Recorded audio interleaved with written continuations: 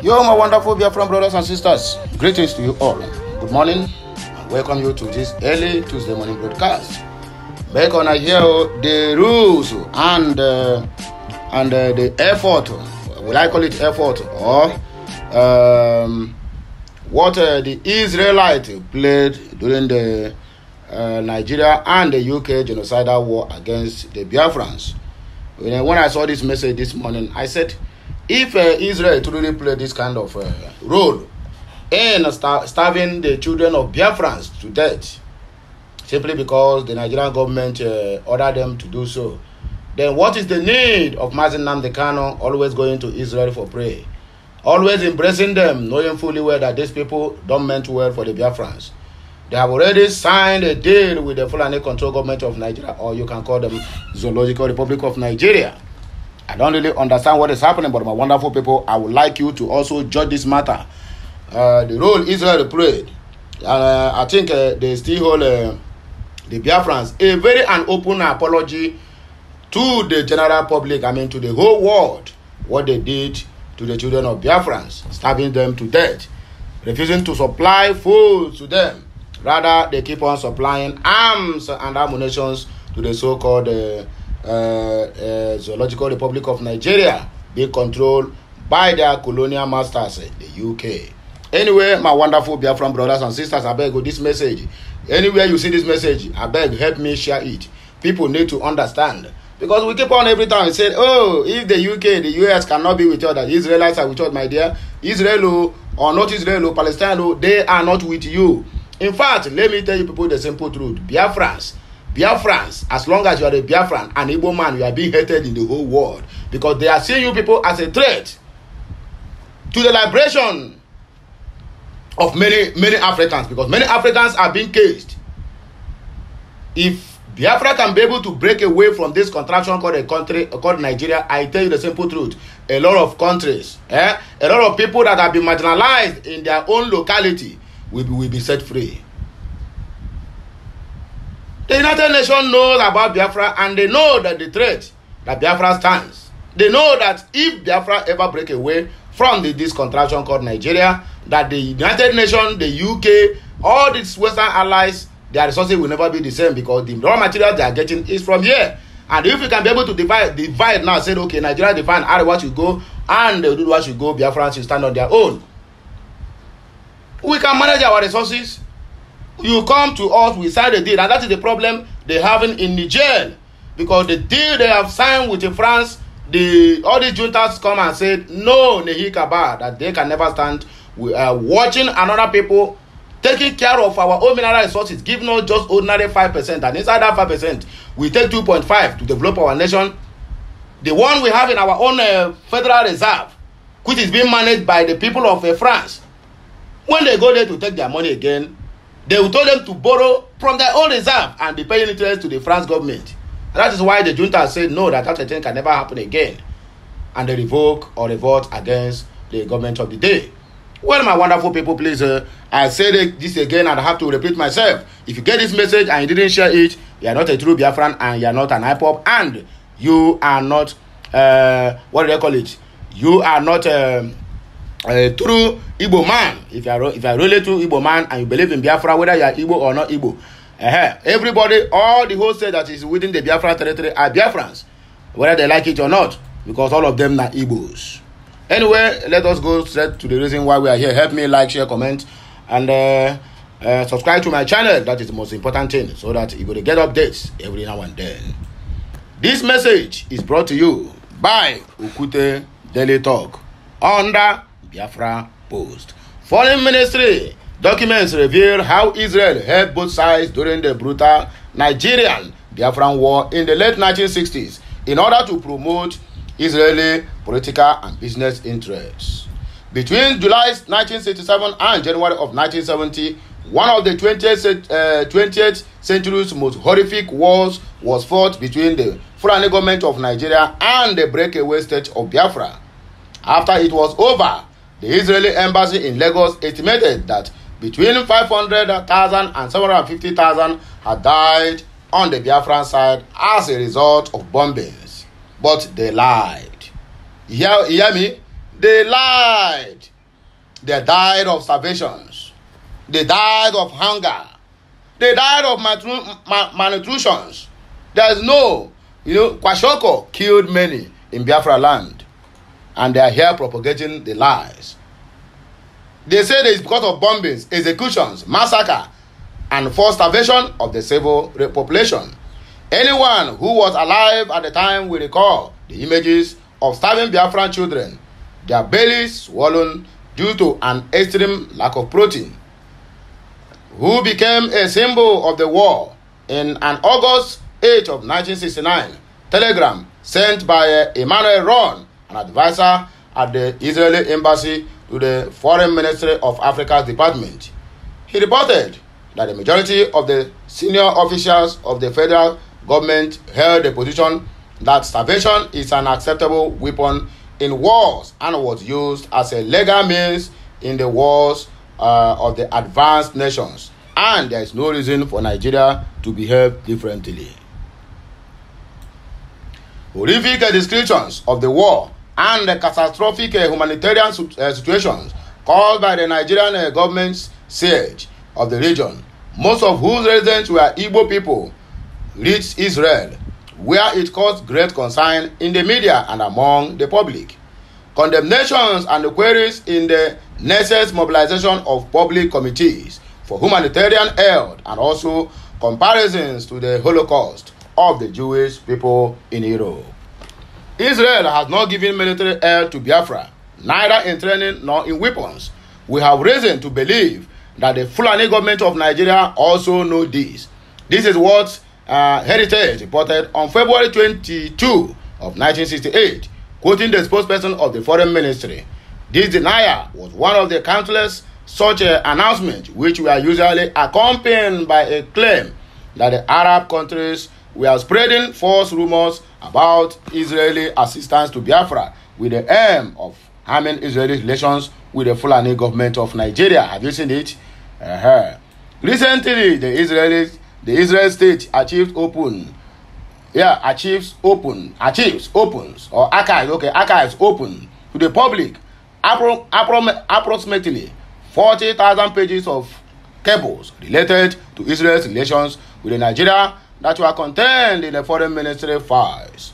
Though heavily censored, they reveal that in addition to the fact that the denials regarding Israeli aid to Biafra were lies, Israel played a double game and provided military and political assistance to the Fulani government as well.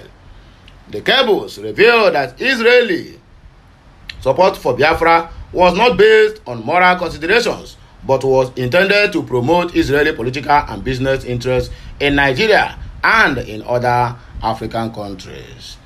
According to a summary prepared by the ministry in October 1972, soon after the Nigeria received its independence from Britain, on October 1st of 1960, it established relations with the State of Israel and became a major destination on the African continent for the activities of both Israeli government-owned and private companies. Relations began to deteriorate in January of 1966 when Army Chief of Staff Johnson Aguiyi-Ironsi, a member of the Igbo people, seized power in military coup, murdering dozens of army officers and members of the civilian leadership.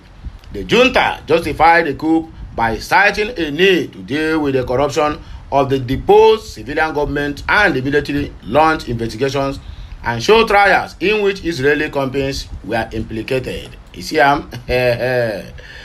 hundreds of cabals from the foreign ministry indeed confirmed the extent to which Israeli companies were involved in corruption and bribery in Nigeria. For example, in a March 14 of 1967 letter to the finance ministry in Jerusalem, a manager in one of the largest Israeli government companies operating in Nigeria wrote that until the January 1966 coup in Nigeria, the authorities at the time, both federal and regional, demanded payments for the needs of their political parties and the heads of government in the amount of approximately 10% of the value of the contractual works they handed over to the contractors.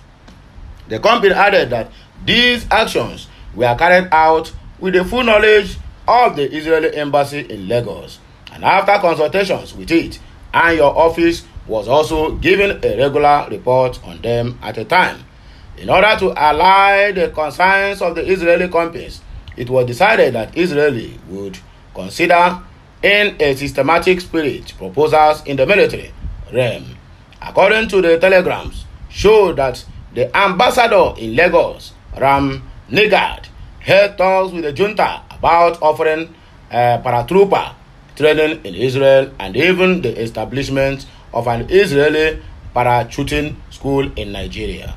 Then Israeli ambassador in Lagos, Ram Nigard, credit foreign ministry, the Israeli ambassador in Lagos, foreign ministry. Despite the problems it caused for the Israeli companies active in Nigeria, Israel saw the seizure of power by General Aguiyi as an opportunity to strengthen relations with the two countries, which had been limited until then due to the hostile position of the Muslim leadership from the northern states, which dominated the foreign policy of the Fulani government. The special relationship or relations with the leadership of the Igbo people who made up the majority of the eastern states were solidified.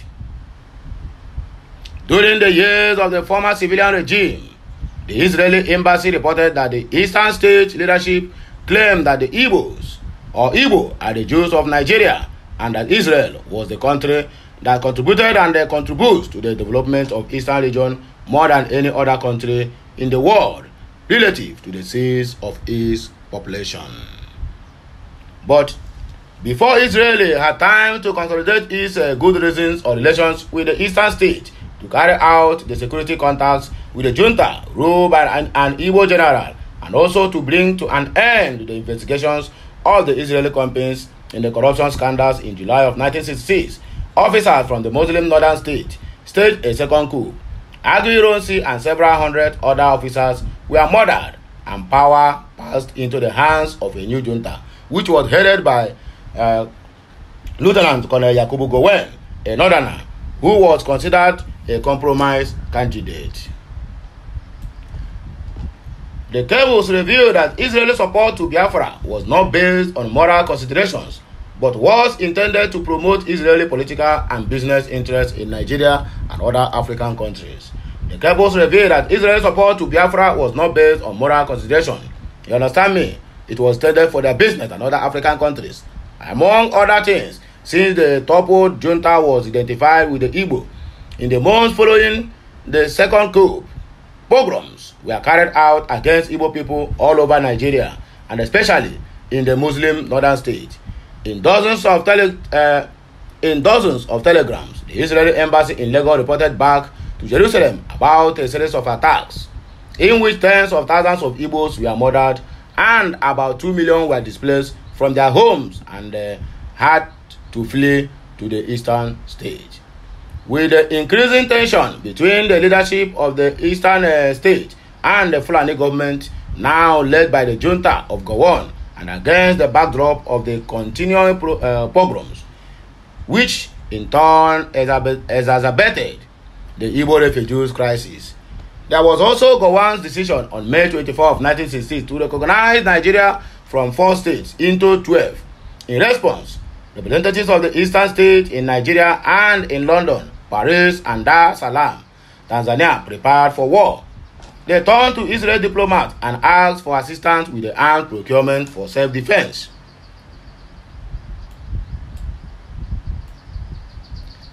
Ambassador Nigard opposed giving a positive answer to this request, telling Jerusalem if we take any step of this kind, it will be revealed and without a doubt we will be finished in both the north and the west of Nigeria. Despite Israel's repeated denials that it gave Biafra any military assistance, denials not according to the telegrams were reported in the press after the Israeli embassy bribed newspapers and journalists to get the story out. Once war broke out, the president of the Ivory Coast, Felix Houphouët-Boigny, one of Israel's closest allies on the continent, began pressuring it to assist the Biafrans. He called on Israel to transfer weapons either directly to Biafra or by way of his country, according to a memo dated July 18, 1968, from Hanan Bar-On. who directed the Foreign Ministry of Africa Department to Foreign Minister Abba Eban, the former Prime Minister of the Eastern State, Dr. Michael Okpara, had paid a secret visit to Israel, and it was agreed to transfer weapons captured by Israel during its own wars to Biafra via Tanzania, since the range of Israel planes did not extend to Nigeria and a stop was needed. Tanzanian President Julius Nyerere refused to approve the stop, even though his country recognized independent Biafra.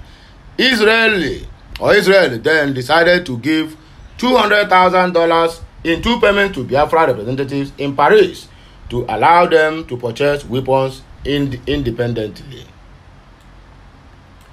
Biafran children and mothers are shown outside the Enugu Civilian Hospital, Kwashiorkor, in 1948. Nigeria considers starvation is an acceptable weapon in war. While the advisor at the Israeli embassy in Paris, Yehoshua Almong, handed the Biafran representatives $100,000 in cash, the former told him that Israel was overseeing a campaign to explain to the world that what was happening in Biafra was a tantamount to genocide. Numerous cables in the archive revealed that this public relations effort included discreet outreach by Israeli diplomats and pro-Israel organizers around the world, and also the placement of opaque pieces of the Western prices. The campaign was not undertaken out of a humanitarian motives alone. In March 23 of 1969, Telegram Yelvadid, director of the Middle East Department at the Foreign Ministry, wrote to the embassy in London of Israel's intention to initiate and assist a large-scale propaganda campaign for Biafra in order to divert some of the sympathy for the Palestinians to these oppressed people and to simultaneously denounce the murderous rule of the Arabs in the case of Biafra. A reference to the use of Egyptian pilots to fly the Nigerian planes that bombed Biafra. Even while they were preparing for the war, Biafrans appealed to local representatives of Israel, private and government companies operating in East Territory, to ask for their help in weapons acquisition. In a June 5 of 1966 telegram to the head of the Africa Department, Moshe Lassim, Negad reported that he had denied to command the involvement of private Israelis and explained to him that buying weapons requires the approval of the Israeli government and sales are only government to government. A private person cannot usually obtain weapons because there is strict supervision. Therefore, the Nigerian government should not be afraid of the rumor that weapons are being sold by anyone from Israel. Despite the Israeli government's repeated denials to the Nigerian government, to the Israeli and the international media, and also to its friends around the world, including the neutral U.S. government, dozens of cables testified that the Foreign Ministry knew full well that this private campaign of weapon sales and was coordinating it with some of the Israelis who were acting privately.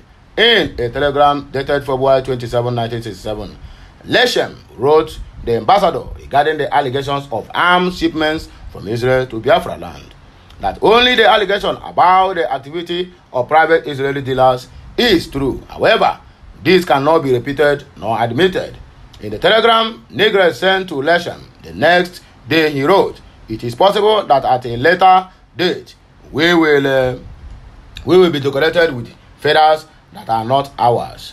That is, if Biafra wins the war, Israel will be able to come out of the closet and take credit." Even prior to the war, Israel connected the government of the Eastern State with armed dealers in Europe. For example, in August 15 of 1966, Cable Moshe Batten, Deputy Director General of the Ministry, told Negad that a Biafran delegation had arrived in Israel on a secret mission with 1.5 million pounds sterling, around $4.2 million at the time, to spend. It requested assistance in obtaining 2,000 rifles, 500 machine guns, 100 pistols, 1,000 hand grenades, and a certain amount of ammunition. Bitan explained that he and his superior, Ari Leviva, had decided to help by providing contact details for an arms agent in Europe who would be able to sell them both Israeli and non-Israeli weapons. As noted, Israel was simultaneously assisting in the war effort of the Fulani government against the Biafrans.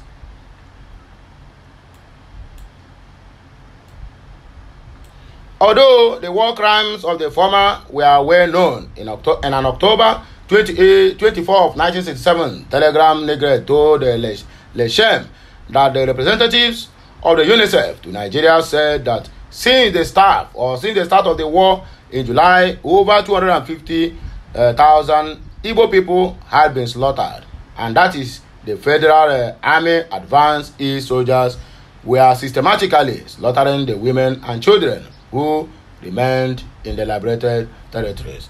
Despite this, several weeks after learning from the UNICEF representatives about the extent of the massacre, the telegrams revealed that Israel gave its approval for the Nigerian government to use an Israeli merchant vessel for delivery of weapons and soldiers to the war zone in Biafra.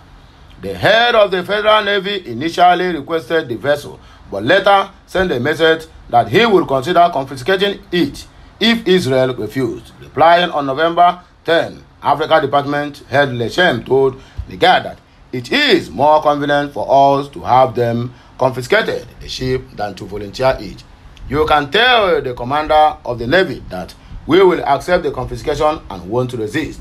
Since Israel had agreed to a fictitious confiscation, a problem arose with the company's insurance, which only covered it in the event of a cohesion.